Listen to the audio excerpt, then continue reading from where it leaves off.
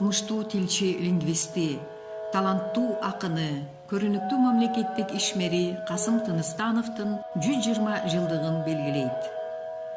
Касым Тыныстанов 1901 жылы 10 сентябрында Ысык көл жээгиндеги Чырпыкты айылында туулган.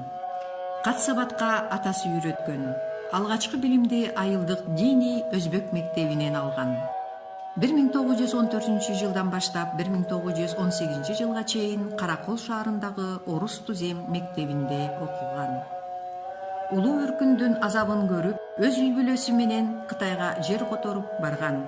1918 жылы Совет бийлиги орногондон кийин мекенине кайтып келген. 1919 жылы Ташкент шаарындагы Казак-Кыргыз агартуу институтуна кирип, 1924 жылы бүтүргөн.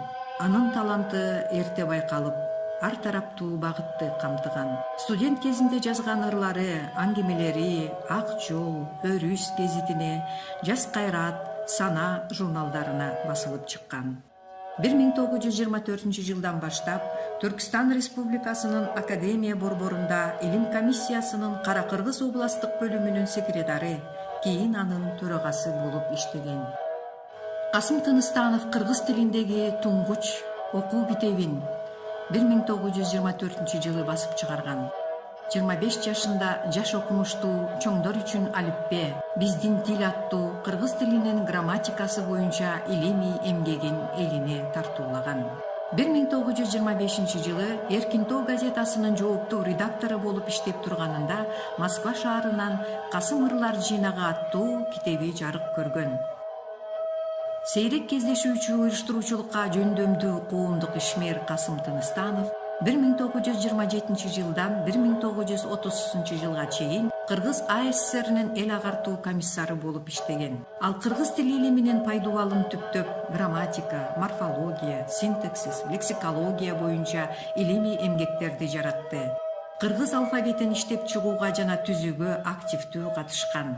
Латын алфавитине өтүүнүн демилгечиси болгон. 1936 жылы кыргыз тили илимине кошкон салымы үчүн профессорлук даражага ээ болуп, кыргыз тарыхында алгачкы кызыл профессор аталган. Ошондой эле манастануу илимин, кыргыз фольклорун элден жыйноо иштерин уюштурган.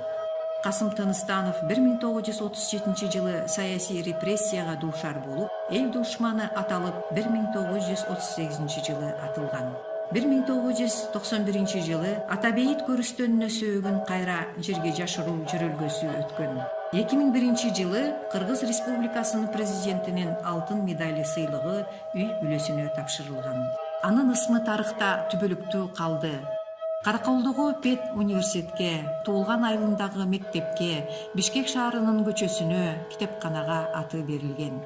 Улуттук валютанын 10 сомдук акча бирдигине бейнеси түшүрүлгөн. Айкели Борбор шаарыбызда, Каракол шаарында, Чырпыкты айылында орнотулган. Анын ысмында коомдук фонд түзүлүп, мамлекеттик илимий сыйлык уюштурулган. Касым Тыныстановдун ысымы оңдогон жылдар бою кара тизмеден алынбай келген. Анын аты илимий чөйрөдө эскерилбей, өзү даярдаган бир нече эмгеги жарыкка чыкпай, жасаган эмгектери бааланбай келген. 1957 жылы саясий жактан акталган.